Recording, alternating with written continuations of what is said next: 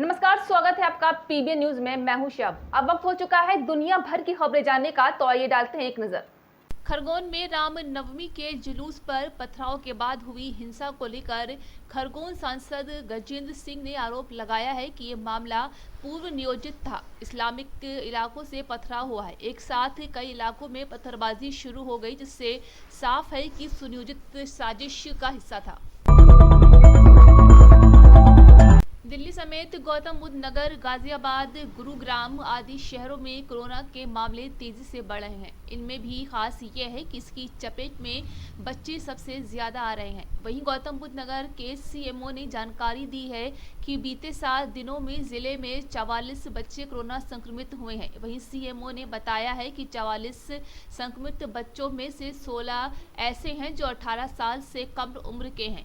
वहीं अब नोएडा में सक्रिय मरीजों की संख्या 167 पहुंच गई है। इस तरह अगर कुल संक्रमित बच्चों का प्रतिशत देखा जाए तो ये 26.3% है। आगरा के थाना सिकंदरा क्षेत्र के रुनकता से लापता हुई युवती के मामले में आरोपी जिम संचालक साजिद की गिरफ्तारी न होने पर शुक्रवार सुबह गांव में बवाल हो गया। आपको बता दें कि आरोपी जिम संचालक के 2 घरों में आग लगा दी गई है। सूचना पर कई थानों की फोर्स मौके पर भी पहुंच गई।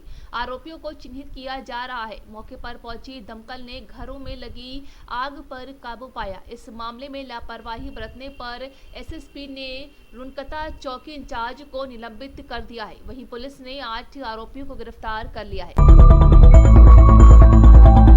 इस्राइल की राजधानी यरूशलेम स्थित अल-अक्सा मस्जिद में फिलिस्तीनी नागरिकों व इजराइल पुलिस के बीच संघर्ष की खबरें सामने आई हैं। जहां शुक्रवार तड़के यहां दोनों के बीच संघर्ष हुआ, जिसमें करीब 117 फिलिस्तीनी घायल हो गए।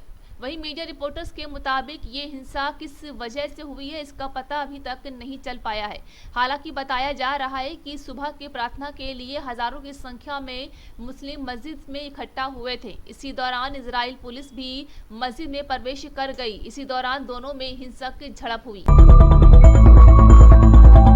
पाकिस्तान के शहर में कब्रिस्तान भर चुके हैं, लेकिन पैसे देकर यहां जगह बनाई जा सकती है। कराची में इस कब्रिस्तान में शवों के दफनाने की सरकारी फीस 7,900 रुपए है, लेकिन स्थानीय लोगों का कहना है कि उन्होंने बीते साल यहां शव दफनाने के लिए 55,000 से लेकर 1,75,000 रुपए तक दिए हैं। जैसे जैसे कराची की आबादी बढ़ी, ये अवैध कारोबार भी बढ़ गया। देखिए इस खास वीडियो में। क्या कबर फ्रेश कबर है ही नहीं, तो कबर टूटेगा, कबर बनेगा।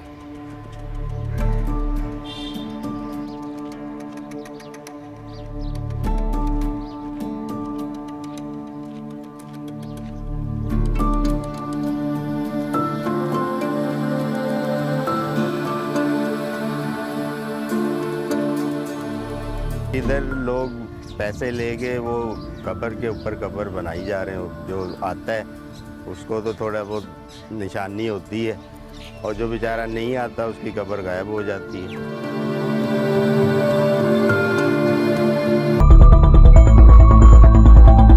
दुश्मन से आगे रहने और दुश्मन सेना को अधिक से अधिक नुकसान पहुंचाने के लिए पुराने वक्त से देश नए और आधुनिक के हथियार बनाते रहे हैं और हथियारों का अपना जखीरा बढ़ाते रहे हैं। तकनीक के विकास के साथ युद्ध में आगे रहने के लिए भी ऐसे नए हथियार आ रहे हैं, जिनसे बिना जंग के मैदान में कदम रखे दुश्मन पर हमला किया जा सकता है और उसके बारे में खुफिया जानकारी इकट्ठा की जा सकती है। जी हां, आपको बता दें, रूस यूक्रेन युद्ध में देखा जा रहा है कि रूसी सेना को आगे बढ़ने से रोकने के लिए यूक्रेन शक्तिशाली ड्रोन का इस्तेमाल कर रहा है और उसे इसमें कामयाबी भी मिल रही है। देखिए इस वीडियो में। पार्ट 1, ड्रोन का इतिहास। It's a political quick fix for those who do not... Caroline Kennedy pipe Britain के लफब्रो यूनिवर्सिटी में वॉर स्टडीज की प्रोफेसर हैं। वो बताती हैं कि पहले वर्ल्ड वॉर के बाद जंग में दुश्मन से आगे रहने के लिए अनमैन्ड एरियल व्हीकल्स यानी बिना इंसान के विमान बनाने की कोशिश की गई।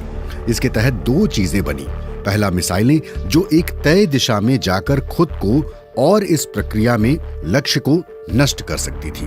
दूसरा, ऐसे व्हीकल्स जो साजो सामान पहुंचा सकते थे या फिर खुफिया जानकारी इकट्ठा कर सकते थे और जिनका बार बार इस्तेमाल संभव था। Western strategists, indeed strategists alongside, having पहले विश्व युद्ध में नुकसान झेल चुके पश्चिमी देश ट्रेंच से जंग लड़ने की रणनीति का विकल्प चाहते थे। उन्हें ऐसे विमान चाहिए थे जो दुश्मन के भीतर से होकर नहीं बल्कि ऊपर से जा सके।